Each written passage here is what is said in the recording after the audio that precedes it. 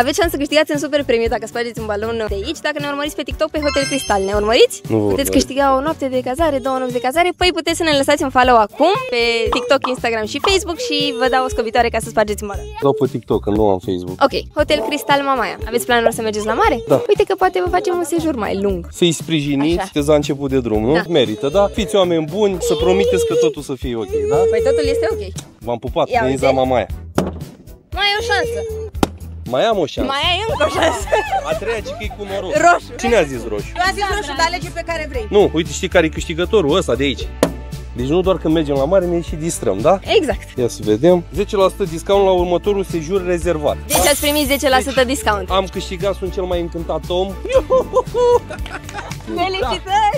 Mulțumesc mult de tot. Ceva de vis, gata, plec pe litoral. Perfect, să știți că avem și piscină, avem și interioară, plajă. exterioară? Exterioară. Exterioară, da, deci oamenii sunt puși la punct cu tot ce trebuie. Suntem și în Mamaia, avem cluburile aproape dacă vreți să ieșiți sau locuri Eu de am joacă, copil, da. nu mai sunt de vârsta de odinioară, îi las pe alții, să facă și alții ce am făcut eu la tinerețe. Foarte bine, așa trebuie, mulțumim frumos. Hai, v-am pupat.